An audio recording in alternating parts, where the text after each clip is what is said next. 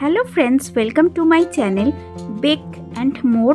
আজ তৈরি করব ফুলকপির ডাঁটা চচ্চড়ি। ফুলকপি দিয়ে বিভিন্ন ধরনের রান্না আমরা করেই থাকি, আর সেই ফুলকপির ডাঁটা আমরা অনেকেই ফেলে দিই। কিন্তু সেই ফুলকপির ডাঁটা ফেলে না দিয়ে এই ডাঁটা দিয়ে খুবই সুস্বাদু একটি পদ ফুলকপির ডাঁটা চচ্চড়িটা একবার এইভাবে বাড়িতে বানিয়ে দেখতে পারেন। আশা করছি ভালো লাগবে। গরম ভাতের সাথে এই ডাঁটা চচ্চড়িটা খেতে খুবই ভালো লাগে। রেসিপিটা ভালো লাগলে লাইক আর শেয়ার করবেন। তাহলে চলুন শুরু করা যাক আজকের রেসিপিটা।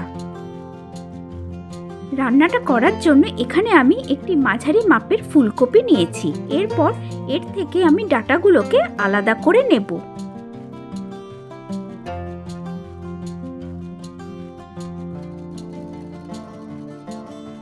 এখন ডাঁটার গায়ের যে পাতাগুলো আছে সেগুলোকে ডাঁটা থেকে ছাড়িয়ে নিচ্ছি। আর এই পাতাগুলোকে একদমই ফেলে দেবেন না। এই পাতাগুলো দিয়ে পাতা বাটা বানালেও খেতে খুব ভালো লাগে। সবকটা ডাঁটা থেকে পাতাগুলোকে আমি একইভাবে ছাড়িয়ে নিচ্ছি। সবগুলো ডাঁটা থেকে পাতাগুলো ছাড়িয়ে নেওয়ার পর এবার ডাঁটাগুলোকে ছোট ছোট টুকরোয় কেটে নেব। মোটামুটি একই মাপের করে কাটছি। কেটে নেওয়ার পর প্রত্যেকটা কেটে নেওয়া টুকরোকে এভাবে মাঝ বরাবর দু টুকরো করে কেটে নিচ্ছি। এভাবে ডাঁটাগুলোকে কেটে নিলে সহজেই ডাঁটাগুলো সেদ্ধ হয়ে যায়।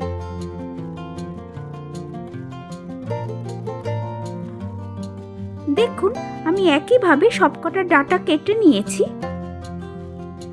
এবার এগুলোকে জল দিয়ে ভালো করে ধুয়ে নেব। এই চচ্চড়িটা বানাতে এখানে আমি আরো কিছু সবজি নিয়েছি দুটো পটল, যা আমি খোসা ছাড়িয়ে এরকম লম্বা লম্বা করে কেটে নিয়েছি। আর নিয়েছি 100 গ্রাম শিম। এই শিমগুলো ছোট সাইজের বলে আমি গোটাই রেখেছি।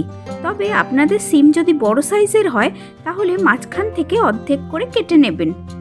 আর লাগবে একটা ছোট সাইজের ফুলকপি, যার ফুলগুলো এভাবে আমি কেটে নিয়েছি। একটা মাঝারি সাইজের আলুর খোসা ছাড়িয়ে এরকম লম্বা লম্বা করে কেটে নিয়েছি।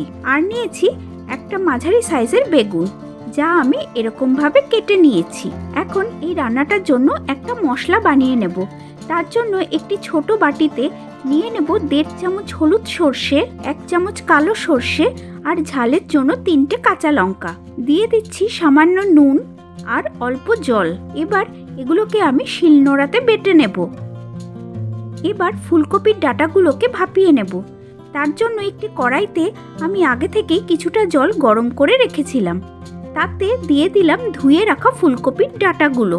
এর মধ্যে দিয়ে দিচ্ছি 1/2 চামচ নুন। এবার ঢাকা চাপা দিয়ে হাই ফ্লেমে কিছুক্ষণের জন্য সেদ্ধ করে নেব। প্রায় 4-5 মিনিট পরে ঢাকাটা খুলে নিচ্ছি। ডাঁটা এইভাবে ভাপিয়ে রান্না করলে খেতে যেমন ভালো লাগে, তেমনি ফুলকপির ডাঁটায় যদি কোনো কেমিক্যালস থাকে সেটাও চলে যাবে, আর কোনো রকম গন্ধও লাগবে না। এবার ডাঁটাগুলোকে জল থেকে ছেঁকে অন্য প্লেটে তুলে নিচ্ছি। এবার আবার কড়াইতে বেশ কিছুটা জল গরম করে নিয়েছি। তাতে দিয়ে দিলাম কেটে রাখা ফুলকপি আর সামান্য নুন। এবার ঢাকা চাপা দিয়ে হাই ফ্লেমে ফুলকপিটাকে ভাপিয়ে নেব। প্রায় 3 মিনিট পরে ঢাকাটা খুলে নিচ্ছি। এবার ভাপিয়ে নেওয়া ফুলকপিগুলোকে জল থেকে ছেঁকে অন্য প্লেটে তুলে নেব। এখন কড়াইতে ঢেলে দেব পরিমাণ মতো সর্ষের তেল। সর্ষের তেলে রান্নাটা আমি করছি। ডাঁটা চচ্চড়ি সর্ষের তেলে করলেই খেতে বেশি ভালো লাগবে। তেল ভালোভাবে গরম হলে ফোড়নের জন্য দিয়ে দিলাম 1 চামচ 5 ফোড়ন আর একটা ফাটানো শুকনো লঙ্কা। এবার 30 থেকে 40 সেকেন্ডের জন্য লো ফ্লেমে ফোড়নটাকে ভেজে নেব। ফোড়ন থেকে সুন্দর গন্ধ বের হলে দিয়ে দেব কেটে রাখা আলুর টুকরোগুলো। এবার মিডিয়াম ফ্লেমে 1 মিনিটের জন্য ভেজে নেব। 1 মিনিট পরে এতে কেটে রাখা পটলগুলো দিয়ে দিলাম। পটলটাকেও আলুর সাথে মিডিয়াম ফ্লেমে 1 থেকে 2 মিনিটের জন্য ভেজে নেব। প্রায় 1 মিনিট পরে এতে দিয়ে দিচ্ছি আগে থেকে ভাপিয়ে রাখা ফুলকপির টুকরোগুলো, শিম আর ভাপিয়ে রাখা ফুলকপির ডাঁটা। এবার এতে 1/2 চামচ নুন আর 1 চামচ হলুদ গুঁড়ো দিয়ে দিলাম। এখন নুন আর হলুদের গুঁড়ো দিয়ে ভালো করে পুরোটা মিশিয়ে নিয়ে সবজিগুলোকে হাই ফ্লেমে ভেজে নেব।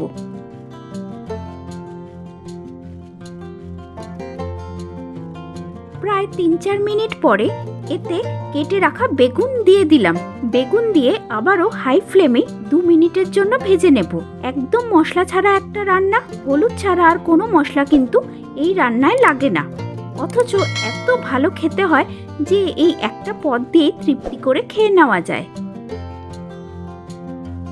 প্রায় 2 মিনিট পরে এতে 2 কাপের মতো জল দিয়ে সবটা ভালো করে মিশিয়ে নেব। দিয়ে দিলাম 1 চামচ নুন।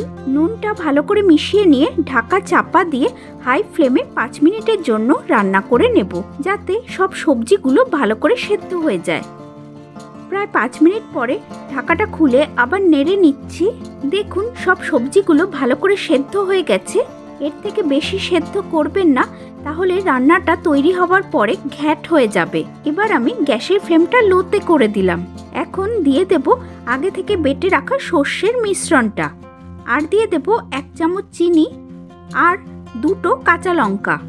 অবশ্যই একটু চিনি দেবেন, এতে করে টেস্টটা ব্যালেন্স হবে। আর নুন চিনি আপনারা নিজেদের স্বাদ অনুযায়ী অ্যাড করবেন। আবারও সব একসাথে ভালো করে মিশিয়ে নিলাম। তারপরে আরও 1 থেকে 2 মিনিটের জন্য রান্না করে নেব। এই রান্নাটা একটু গা মাখা হয়, মানে ঝোল থাকবে না, তাই একটু টেনে নিতে হবে।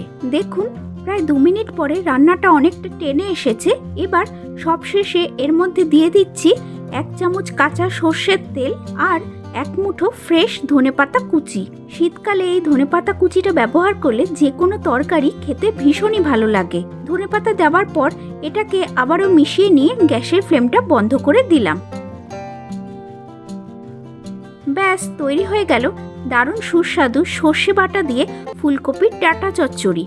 গরম ভাতের সাথে খেতে ভীষণই ভালো লাগে। রেসিপিটা ভালো লাগলে লাইক, শেয়ার আর কমেন্ট করবেন। আর আমার চ্যানেলে নতুন বন্ধু হয়ে থাকলে আজই চ্যানেলটিকে সাবস্ক্রাইব করে পাশে থাকা বেল বাটনটি প্রেস করে অল করে নেবেন, যাতে আমি যখনই এরকম আরও নিত্য নতুন সুস্বাদু রেসিপির ভিডিও দেব তার নোটিফিকেশন আপনাদের মোবাইলে খুব তাড়াতাড়ি পৌঁছে যাবে। সকলে ভালো থাকবেন, সুস্থ থাকবেন। আবার হাজির হব অন্য কোনো লোভনীয় রেসিপি নিয়ে। তাহলে আসি আজকে, টাটা।